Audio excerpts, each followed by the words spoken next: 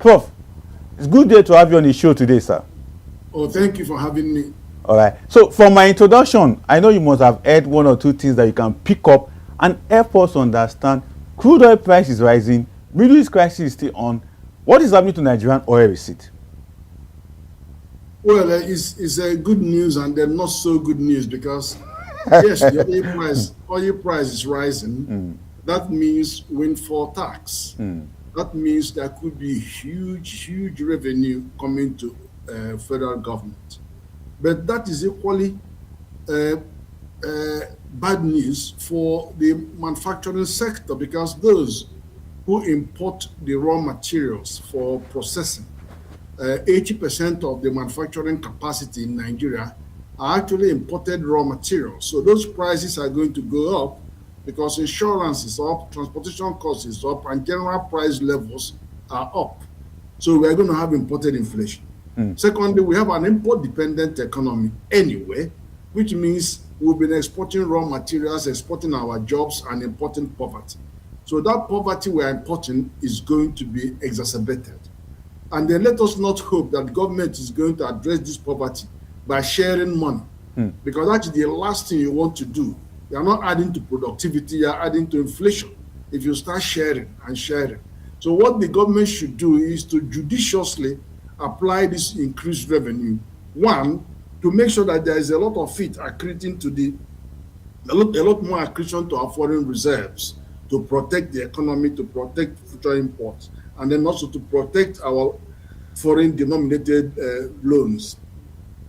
Now, secondly, they also need to be thinking about how to ensure that since we're a major crude producer and largely importer of refined product, then we should, protect our own and then give as much as required by local processing capacity, which is even under the law. The PIA law says meet domestic crude obligation first before you export. This is the moment to do this. If you don't do it, you are condemning this country to abject poverty in the future.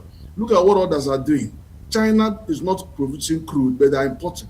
And now they have also banned the export of refined product. So which leg do you have to stand on if you are still sending your raw crude to them and you have no chance of importing refined product from them? And at the same time, you are starving Dangote that has capacity for 700,000 barrels, and which translates to 20 shiploads. You are giving him only 5 shiploads. What do you think you are doing? What do you think? Where is sensibility in this?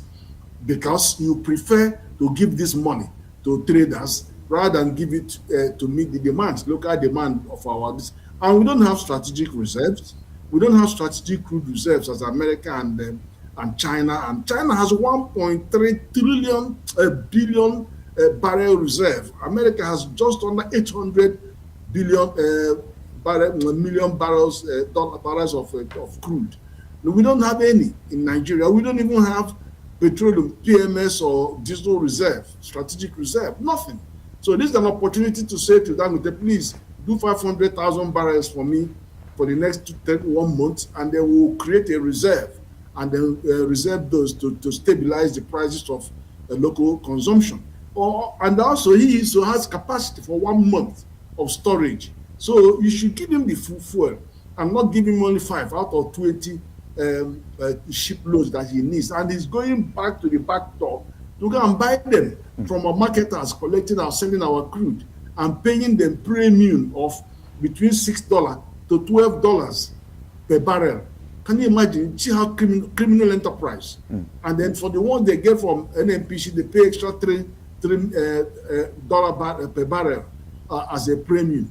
So we have our work cut out, but we also need to start positioning ourselves as a strategic alternative to the Gulf, because if Nigeria can begin to sell the idea of an Atlantic alternative, we know the Bight of Biafra, that area, Nigeria, Equatorial Guinea to Cameroon, all the way to Angola, and then backwards that is all a crude area region, and then also a lot of gas in the ocean there. So they could see that as an alternative. that can take, and we are even closest to Europe from Nigeria, and then also quite close to other African countries. So that we have to start actively marketing it, because we have the like of Dangote sitting there already, in doubling his capacity to 1.4 million barrels a day. $550 billion is coming into the refinery in Ondo. Then you have Bua, 200,000 barrels. So we already have a refining hub there. So it's easier to sell the idea of having more floating LNG in our high sea, especially the prolific basins, and then get the destruction, the business they are losing from Strait of Hormuz and the Suez Canal. We'll get the business.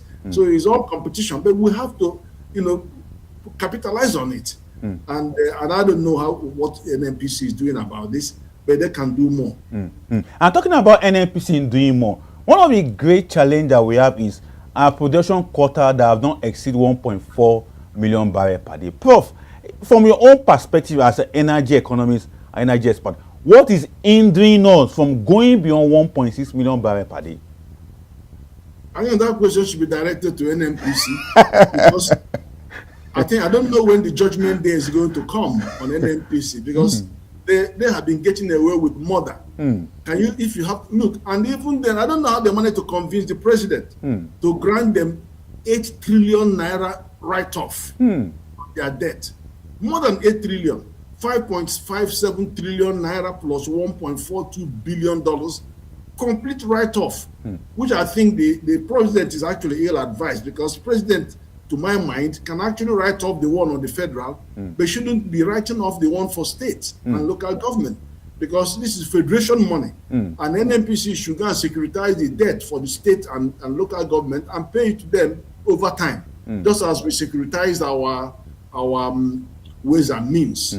So, but anyway, but that is part of it. But there is so much legacy issue with NNPC that I think, today is actually 1 year anniversary of Mele Kyari and his group of defunct NNPC management that have so much to answer to this country, to answer the questions about what you have done, about look at the amount of huge debt that they've accumulated, then look at $1 billion every year for the last 10 years. They are refining, they are maintaining the refineries, and look at the $3.5 billion that they borrowed from Afrexim Bank, securitizing our oil over the next 5 years, crude, and also some gas as well. And then look at how they muzzle the revenue. They did a crude swap with foreign refiners, some bogus refineries which doesn't exist in Malta, and then all that shenanigan, and then the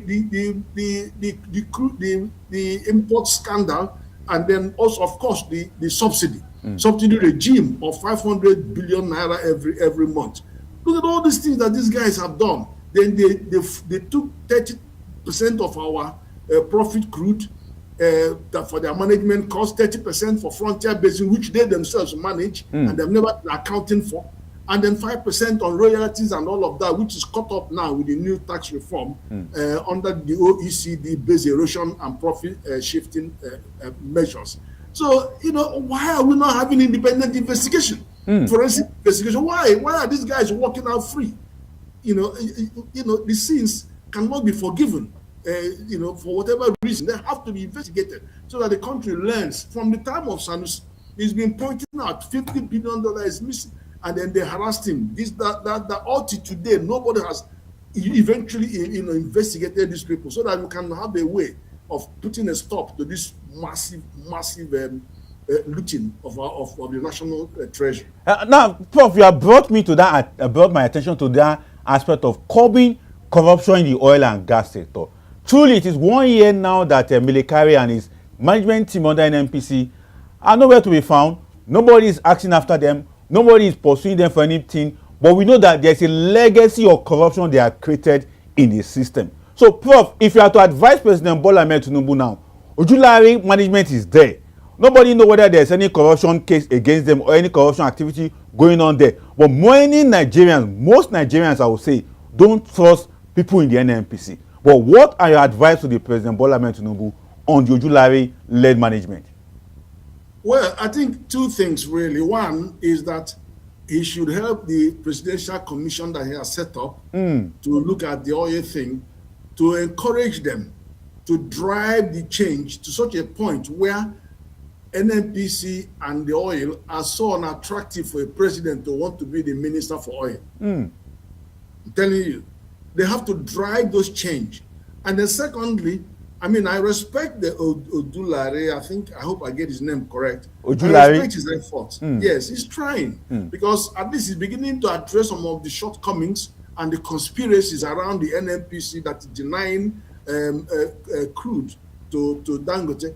Can you tell me what is the best time for you to help Nigeria other than now to send crude to the refining capacity that is in this country? For this guy to sell more refined product abroad and earn far more money with which he cross-subsidizes Nigerian produce. Our petrol here is 5% cheaper than Brazil, Saudi Arabia, even with their taxes. It's 40% cheaper than Ghana per liter, and 70% cheaper than Cote d'Ivoire and Senegal. And he can maintain approximate prices if you can give him his crude that he requires, and on the same policy of naira to crude, he will do his best. And the thing is, the problem is this: if Dangote's refinery was not here, we would have been paying 2,500 naira per liter of fuel that you cannot find, because you'll be queuing everywhere and they can't find it. And if wherever you find it, it will be adulterated, and then they will still tell you that they can't get it. They pay so much on transportation and insurance and all of that. There would have been chaos in this country. But see how God is working. And then we are begging Odulari to do more. You have to do more, even if it means invoking force majeure. Do more. Give enough crude to this guy to refine, because it's not just about petrol and diesel. There's a shortage of fertilizers globally now, and they're producing fertilizer, hoping to earn about $6.4 billion from export of the fertilizer and the polypropylene. There's also rising costs of derivatives like polypropylene and all of that. So, but they're producing all of these. So give them the crude so that they can produce more, not only to satisfy our local demand in all of these areas, but also to export and earn more revenue. See jet fuel. Jet fuel is scarce now. Even with the planes not flying to the Middle East, they are still scarce. And he's got them in huge quantity, supplying to Brazil, supplying to Saudi Arabia. So give him the crude. It's not, why are you asking him to import this crude and pay high cost for importing them and then high insurance when it is here locally? It doesn't make sense. Interesting. But back to the military corruption scandal in NNPC. One of the issues one of these projects that left is the policing of the pipeline in Niger Delta. But recently, they have been called by Niger Delta people that they should decentralize that pipeline security. But Prof, you are much aware how much the NNPC said they are spending to secure that pipeline, over 50 billion yearly under Milekari. But what do you suggest going forward? Because now they are called for decentralization. Meanwhile, it is a centralized project that Milekari left when he was GMD of NNPC. You are talking about 50 billion naira. What is 50 billion naira compared to $3.5 billion? These guys have bombs, repairing refineries that was a scam. And nothing kept, not even 1 liter of PMS. Not even 1 liter. And all this money for the boys, this 30% of our crude profit, crude and all that, 30% is money for the boys, which they are sharing with the unions. I mean, you are talking about mega corruption, and then you are worrying about security thing, about the Niger Delta boys. These guys are doing a great job. So it is a matter for procurement. But you can't tell me that you leave little things like 50 billion naira and you leave the big fish, and then we'll spend all that time in there's enough in that business for all of them. So they have to find a way to share.